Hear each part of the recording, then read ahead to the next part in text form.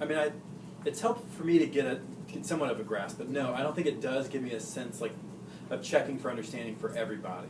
I think of it as more the they do section of it, but then they're sort of coming back to it as sort of a we do, right? So like I've gone around and sort of looked at exactly what the students are able to do independently. So like I've done that during their work time, and so like that's where I'm checking for their initial understanding, and then like based on some of their initial responses, thumbs up, thumbs down, that gives me a little bit of a sense of sort of where they are, recognizing like, you know, I might be looking at you for my thumb.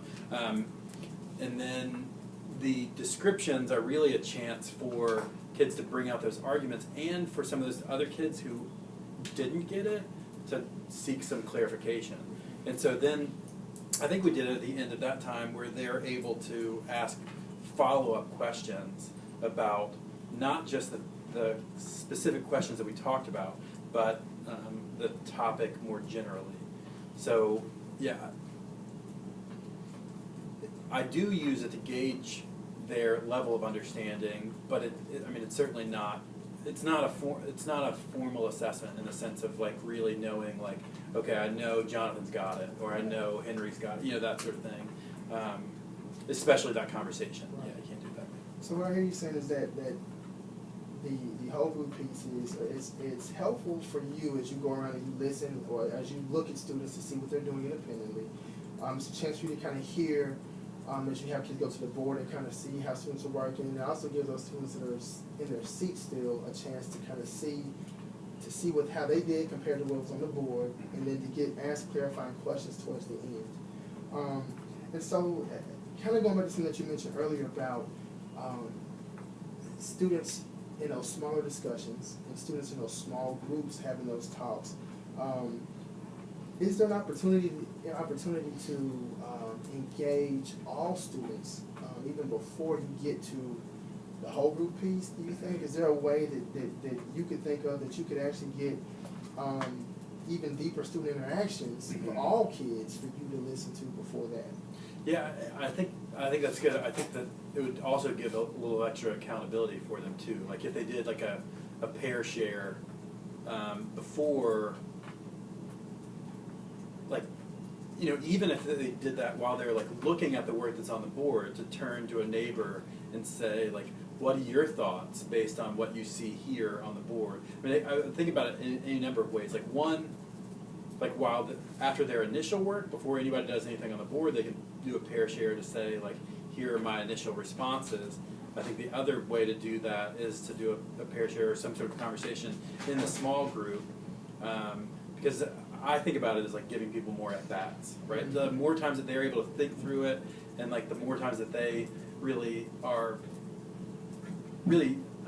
forced, I think really is appropriate, is like forced to actually do it, right? Rather than like allowing somebody who you know can do it. Right. And so that's one of the things I always try to give them enough time so that all of them can work on the problem, and they know that I'm circulating through the room to see that they're all on task.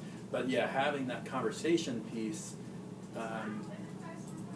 is a good idea. I don't always put that in, but I feel like I probably should. You know, it's just like one of those things that you have to weigh.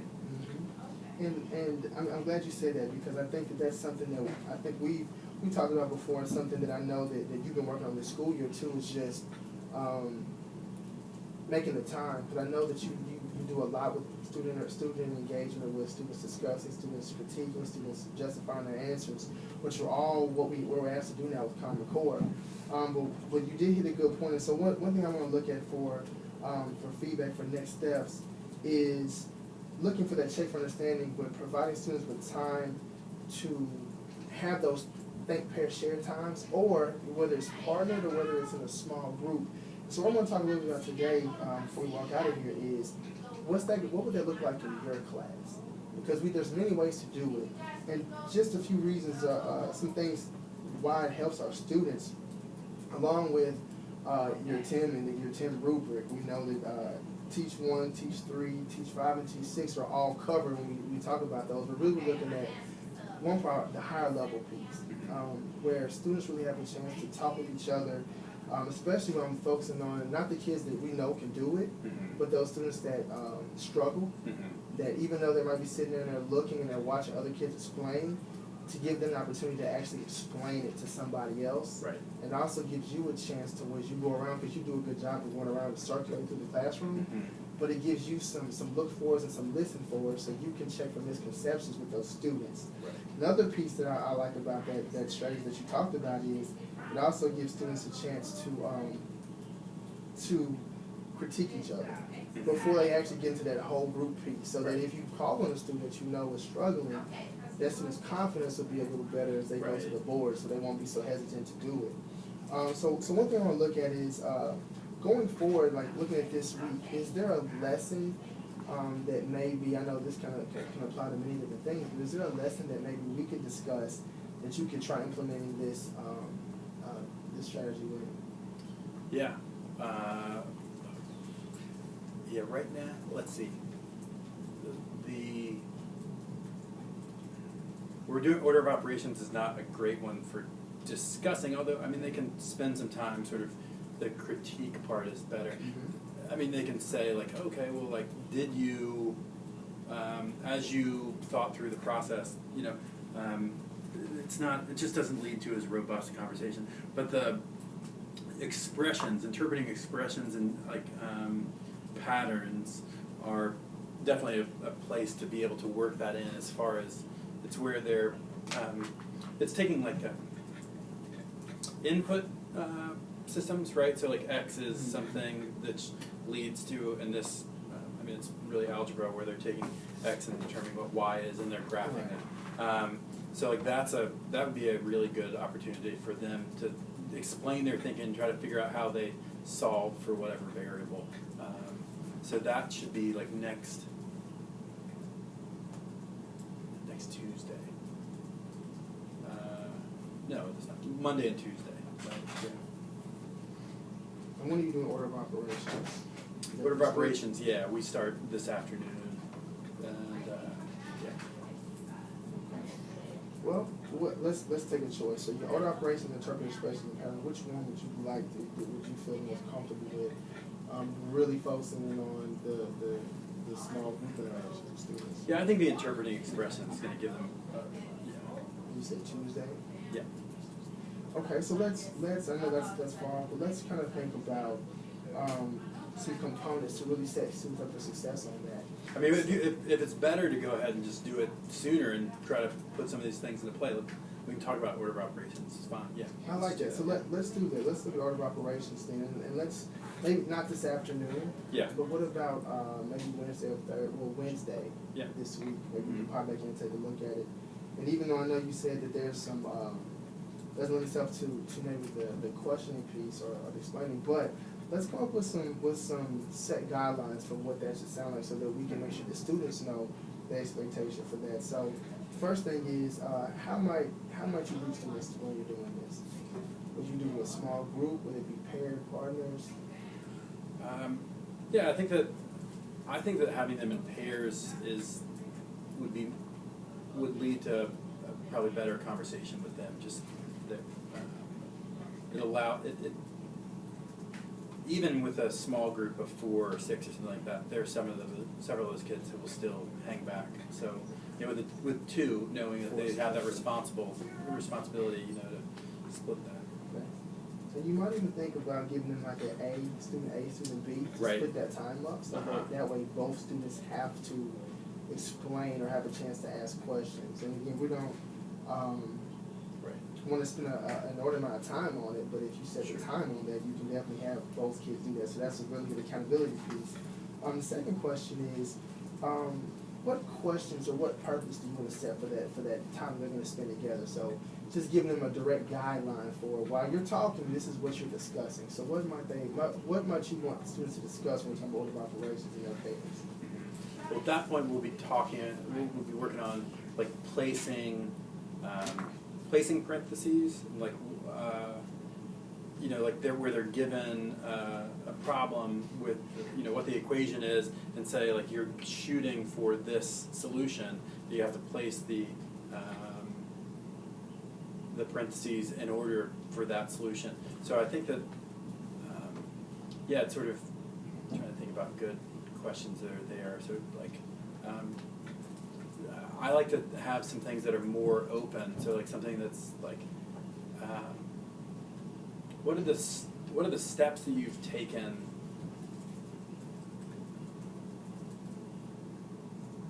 that that lead you to that response? Something in that I'll range. tell you what, for that one, why don't we do this, and because we're gonna do it on Wednesday, Mm-hmm. so we don't just make up a question right now that Yep. we have to stick to. So why don't, so I know right now we're talking about what steps have you taken to reach the answer to the equation. Right.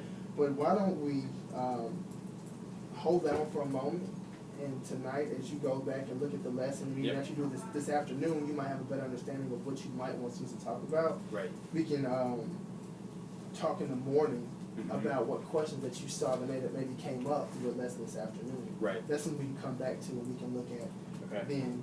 Another last question for you is, what would be some things, even thinking about today, what do you want to hear students saying in those groups? What would you be listening for? Because that's an important piece. Yeah, I want them, with order of operations, I want them talking through the process. It's not about, like, it's not about the solution necessarily, but it's about the process, right? So like,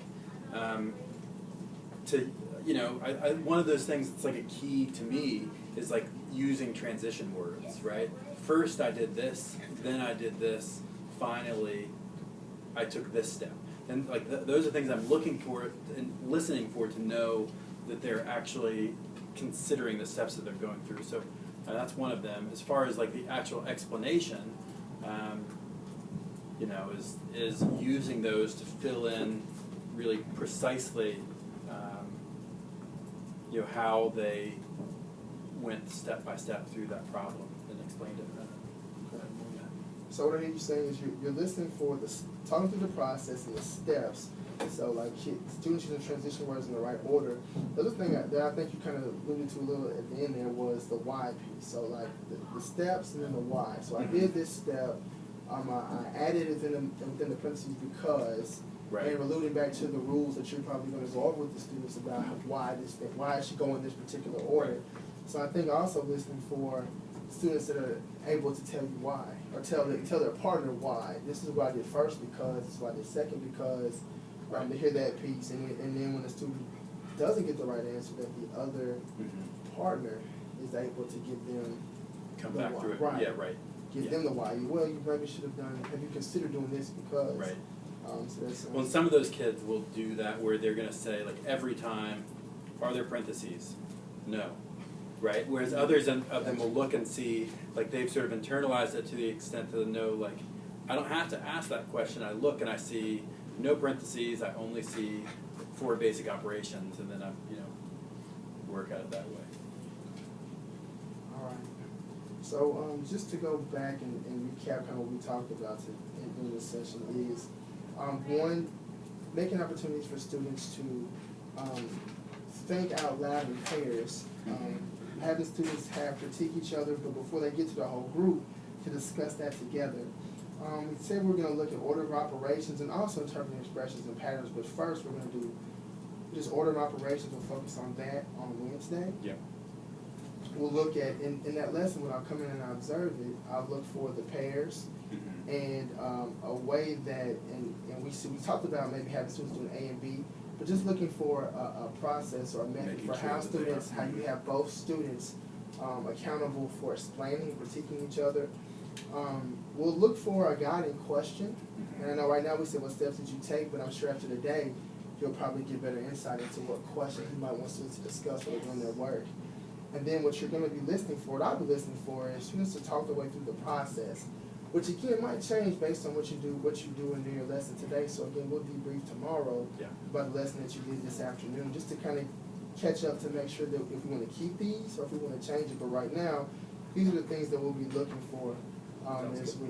we come in for the observation. Mr. Crum, do you have any questions for me before we in this feedback session? No, it sounds good. I like it. All right, Mr. Crum. So what I'll do, I'll touch base with you tomorrow morning, but I'll be coming in at Wednesday. Which grade section? Which time do you want me to come in? Whatever. I know we have It's testing. easy, we have testing oh, you're on right. Tuesday, Wednesday. I We think don't you're on free Wednesday. Yeah, so, that 9:30, 9:25, 9:30 time block is So I'll come in. What grade section is that? 5:01. 5:01. Okay, so I'll be in at 9:30. And you'd see something that was consistent, same group